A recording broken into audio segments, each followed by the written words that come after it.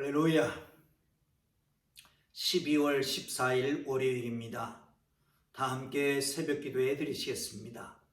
사도신경으로 신앙 고백을 하십니다. 나는 전능하신 아버지 하나님, 천지의 창조주를 믿습니다. 나는 그의 유일하신 아들 우리 주 예수 그리스도를 믿습니다. 그는 성령으로 잉태되어 동정녀 마리아에게서 나시고 본디오 빌라도에게 고난을 받아 십자가에 못 박혀 죽으시고 장사된 지 사흘 만에 죽은 자 가운데서 다시 살아나셨으며 하늘에 오르시어 전능하신 아버지 하나님 우편에 앉아 계시다가 거기로부터 살아있는 자와 죽은 자를 심판하러 오십니다.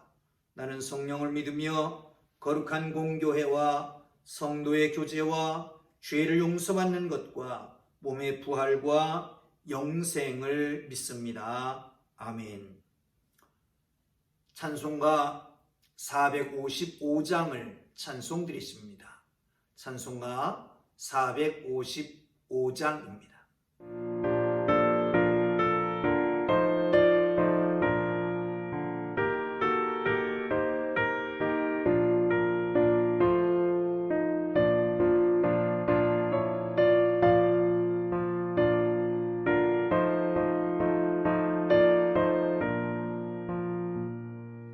주님의 마음을 못 받는 자, 그 맘에 평강이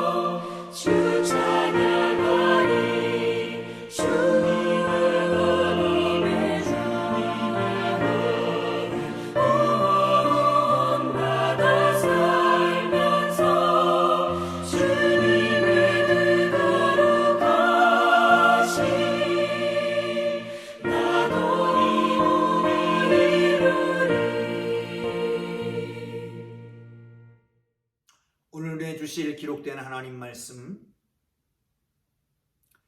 베드로전서 1장 13절에서 25절까지 말씀입니다. 그 중에 13절에서 16절까지 말씀만 보도록 하겠습니다. 다 함께 읽습니다. 함께 읽습니다. 시작. 그러므로 너희 마음의 허리를 동이고 근신하여 예수 그리스도께서 나타나실 때에 너에게 가져다 주실 은혜를 온전히 바랄지어다. 너희가 순종하는 자식처럼 전에 알지 못할 때에 따르던 너희 사욕을 본받지 말고 오직 너희를 부르신 거룩한 이처럼 너희도 모든 행실에 거룩한 자가 되라. 기록되었으되 내가 거룩하니 너희도 거룩할지어다 하셨느니라. 아멘. 할렐루야. 사랑하는 성도 여러분, 성도의 삶은 어떠해야 될까요? 디아스포라, 흩어진 나그네 된 성도들을 향해서 베드로는 편지를 쓰고 있습니다. 디아스포라, 주일날 말씀드렸던 것처럼 유대인들이 바벨론 포로되어서 흩어져 있는데 이들은 거기가 고향이 아니고 거기가 본향이 아니고 거기서 영원히 눌러살 것이 아니라 언젠간 하나님께서 약속하신 가나안 땅, 하나님이 주신 땅으로 돌아갈 것이다 라고 하는 기대를 가지고 있습니다. 마찬가지로 하나님의 사람들 그리스도인들은 거듭나서 하나님의 소망, 하나님 나라의 소망, 영원한 소망, 산 소망을 갖게 되지요. 이 땅이 전부가 아니라 그 하나님 나라를 바라보고 살아가는 것입니다. 자, 그러면 오늘은 베드로가 그들에게 어떤 말씀을 할까 한번 말씀을 함께 나누도록 하겠습니다. 성도는 허리를 동이고 마음의 허리를 동이고 근신하며 거룩하게 살아야 된다. 하나님은 심판주이기 때문이다 라고 말씀하고 있습니다. 한번 보실까요? 13절을 보겠습니다.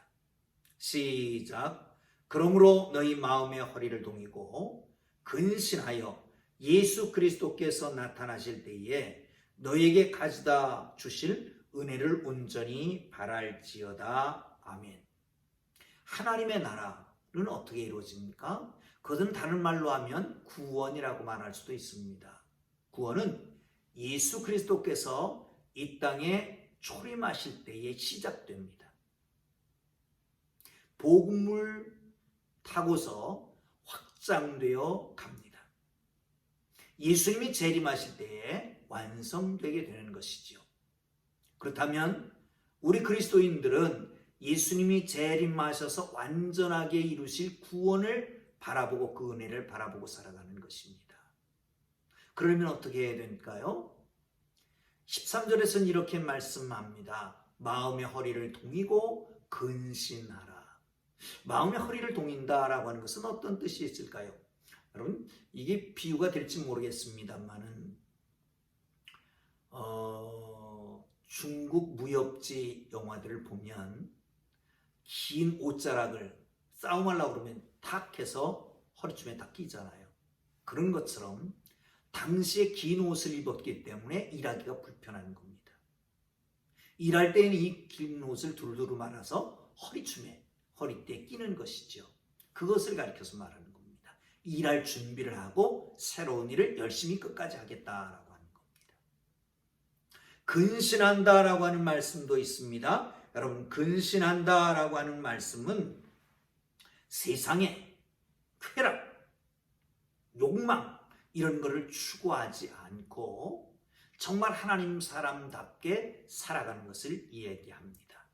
사랑하는 성도 여러분, 이 땅에 살아가면서 정말 마음의 허리띠를 동이고 주의 일을 열심히 하고 그리고 마음에는 옛날 과거에 사리사욕 쫓던 것을 벗어버리고 근신하며 살아가기를 주님 이름으로 축복합니다. 자, 그 다음에 14절에서 16절까지를 보겠습니다. 시작. 너희가 순종하는 자식처럼 전에 알지 못할 때에 따르던 너희의 사욕을 본받지 말고 오직 너희를 부르신 거룩한 이처럼 너희도 모든 행실에 거룩한 자가 되라. 기록되었을 때 내가 거룩하니 너희로 거룩할지어다 하셨느니라. 아멘. 사랑하는 성도 여러분, 재림을 온전히 소망하는 자, 거룩하게 살아야 됩니다. 그러므로 거룩한 자가 되라 라고 말씀하고 있습니다. 여러분, 거룩한 자는 어떻게 살아가야 되느냐? 첫째는 이렇게 얘기합니다. 14절에 보면 너희가 알지 못할 때 그리스도를 알지 못할 때에 따르던 너희 사욕을 본받지 마라. 옛날에 따르던 사욕대로 살지 말라는 거지요. 사욕을 버리고 순종하는 자녀들을 합당한 모습으로 순종하고 살아라 라고 말씀하는 것입니다. 여러분, 이게 바로 믿음의 표현입니다. 뭐가요? 순종이. 믿음을 어떻게 드러낼까요? 내가 믿음 있는 것을 어떻게 나타낼 수 있을까요? 순종하는 것입니다. 여러분, 순종은 제사보다 낫다. 제사는 수양의 기름보다 낫다. 뭐 이런 말씀은 여러분 다 알고 계시죠. 행동으로 옮길 때에 그 믿음이 온전해지는 것입니다. 사랑하는 성도 여러분, 그렇습니다. 순종은 믿음의 표현입니다. 믿음은 순종으로 나타납니다. 거룩한 삶으로 증명되는 것이 바로 믿음입니다. 여러분, 믿음은 순종으로 나타나고 그리고 거룩한 삶으로 표현되게 되는 거죠. 그러므로 전에 쫓던, 과거에 쫓던 사욕을 벗어버려야 됩니다. 또 한 가지는 본받으라 라고 말씀하고 있습니다. 뭘 본받습니까? 오직 너희를 부르신 거룩한 이처럼 너희도 모든 행실에 거룩한 자가 되라. 여기서 우리를 부르신 이가 누굽니까? 예수 그리스도를 말씀합니다. 하나님을 말씀합니다. 하나님은 레위기에서도 말씀합니다. 나는 거룩하니 너희도 거룩하라 라고 말씀합니다.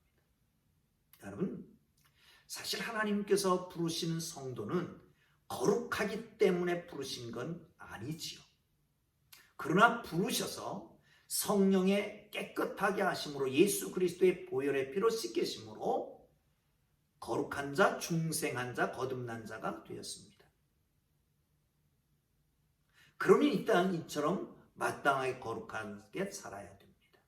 여러분, 정말 좋은 자식은 부모를 본받습니다.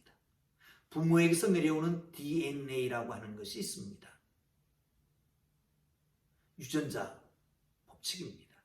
사랑하는 성도 여러분, 우리가 거룩하게 되었습니다. 아니, 예수가 하나님이 부르셨기 때문에 우리는 거룩한 자가 되었습니다. 그러므로 그를 본받아서 거룩한 자로 살아갈 수 있기를 주님의 이름으로 축복합니다.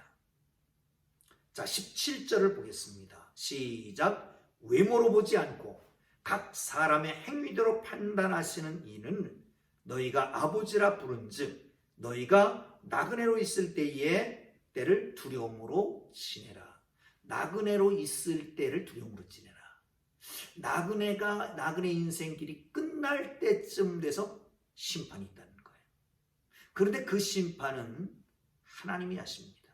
그 심판하시는 하나님은 공정하십니다. 행위대로 판단하십니다.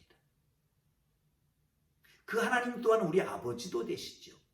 사랑하는 성도 여러분, 우리의 아버지 되시는 그 하나님이지만 긍휼로 말미암아 우리가 예수를 알게 되고 예수를 믿게 되고 하나님의 자녀가 됐습니다. 거듭나게 됐습니다. 그런데 심판하실 그 자리에서는 공정하게 하십니다. 그러므로 두렵고 떨림으로 우리 구원을 이루어가야 되는 것입니다. 여기서는 이 두렵고 떨린다라고 하는 말은 그냥 공포심에 사로잡혀서 심판 때문에 두려워 사는 게 아닙니다. 여기서 두렵고 떨린다라고 하는 말은 하나님의 대회에서 경외심과 존경심을 가지고 살아가는 거죠. 하나님을 두려워하는 자, 방종하는 삶을 살 수가 있을 것이 아닙니다. 오히려 하나님을 기쁘시게 하는 삶을 살게 될 것입니다. 우리가 살아있는 동안 하나님을 존경하고 경외하며 하나님을 기쁘시게 하는 사로 살아가기를 주님 이름으로 축복합니다. 자, 그 다음에 계속해서 보겠습니다. 성경을 보시면, 자, 그 다음부터 보시죠. 18절에서 19절 두 절을 보겠습니다. 너희가 알거니와 너희 조상이 물려준 헛된 행실에서 대속함을 받은 은이나 금같이 없어질 것으로 된 것이 아니요 오직 흠없고 점없는 어린 양 같은 그리스도의 보배로운 피로 된 것이라. 그리스도께서 보배로운 피를 흘려서 그 생명을 바쳐서 악에서 우리를 구원하셨다는 거예요. 그런데 그 악은 어디냐? 조상들로부터 내려온 것이라고 합니다. 그 악을 예수 그리스도의 보혈로 끊으셨습니다. 사랑하는 성도 여러분, 그렇기 때문에 이전처럼 무익한 삶을 사는 그것은 예수 그리스도의 죽음, 예수 그리스도의 보혈을 무익하게 만드는 겁니다. 인정하지 않는 것입니다. 그러므로 그리스도의 죽음의 가치를 아는 사람은 그리스도의 보혈의 공로를 의지해서 다시 옛날로 돌아가서 그렇게 사는 것이 아닙니다. 사랑하는 성도 여러분, 고무줄은 당겼다 놓으면 제자리로 돌아갑니다. 우리의 마음도, 우리의 죄된 모습도 당겼다가 놓으면 제자리로 갈 때가 많습니다. 오랫동안 그렇게 살아왔기 때문에 그렇습니다. 그런 말 있잖아요. 김유신이 자기가 이제 새로운 꿈을 꾸고 모든 것을 버린다고 생각했습니다. 근데 잘 술을 잔뜩 취했어요. 그런데 에마를 탔는데 그 에마가 옛날 가던 그 기생집으로 간 거죠. 눈을 떠보니까 바로 거기에요. 그래서 칼을 빼서 그 에마를 죽이고 다시는 거기로 안 갔다는 거 아닙니까? 여러분, 우리는 죄의 종의 노예가 돼서 그렇게 갈 수가 있습니다. 그런데 예수 그리스도의 보혈을 우리를 씻기셨습니다. 여기서 이렇게 말씀합니다. 대속함, 구속. 이 말은 노예나 내지는 포로를 값을 주고 사서 자유케 해주는 겁니다.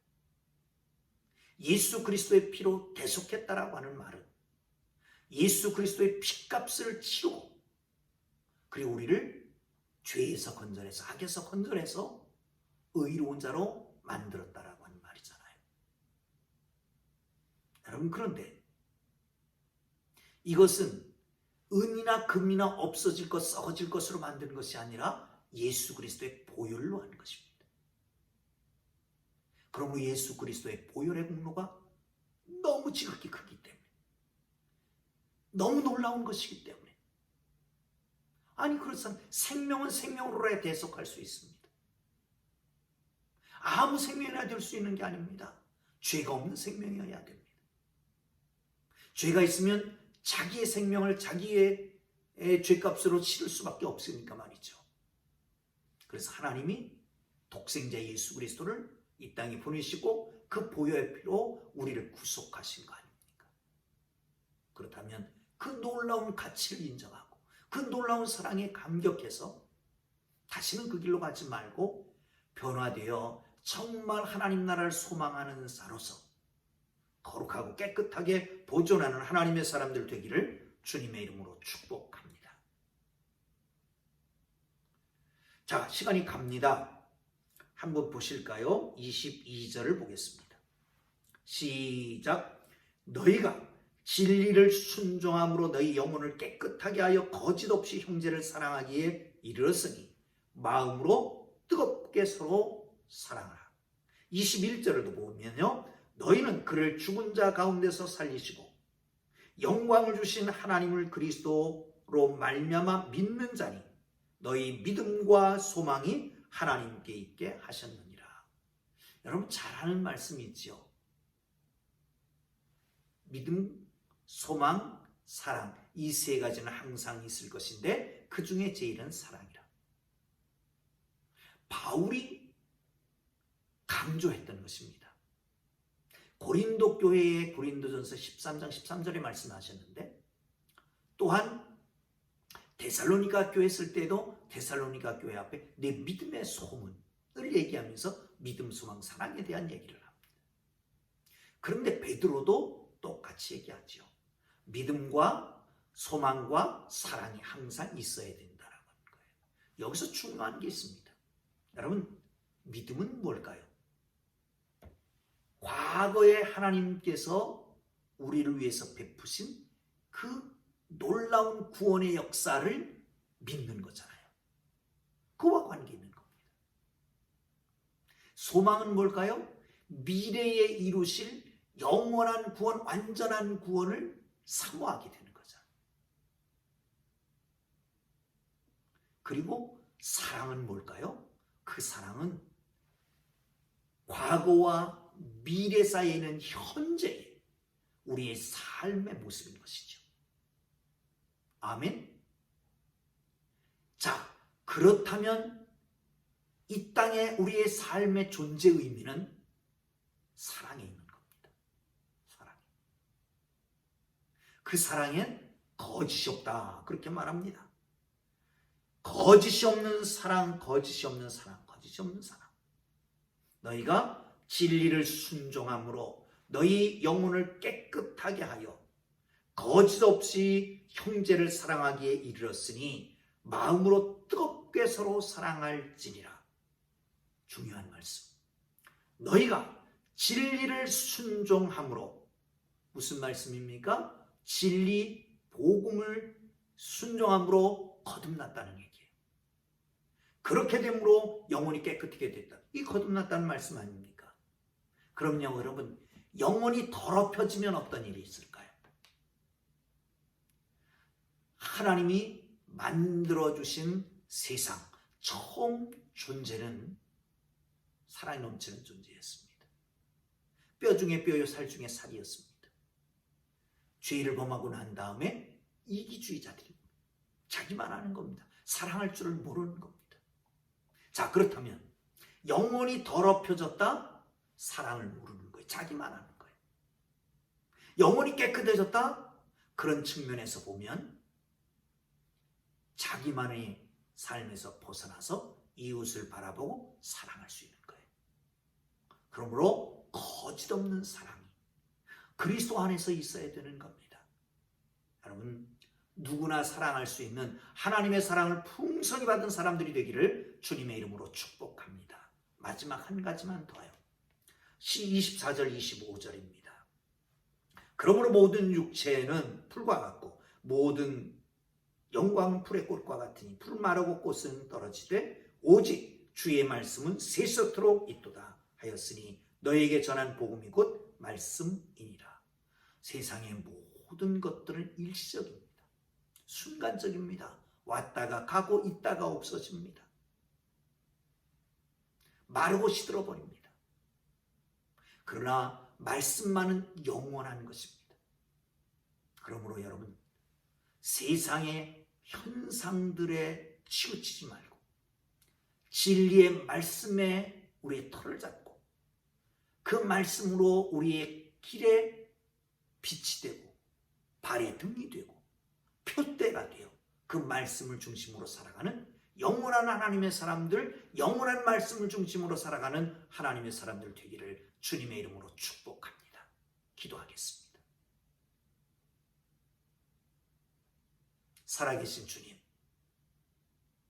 이 시간 우리와 함께 하실 주님을 찬양합니다. 말씀 따라 살아가는 영원한 사람들 되게 하시고 믿음과 소망을 가지고 이 땅에서 사랑하며 살아가도록 축복하여 주옵소서. 이제는 우리 구주 예수 그리스도의 은혜와 하나님 아버지의 극진하신 사랑하심과 성령님의 감화 감동 위로 인도 역사 교통하심이 주의 거룩한 백성들 위해 영원토록 함께 계시기를 간절히 축원하옵나이다. 아멘.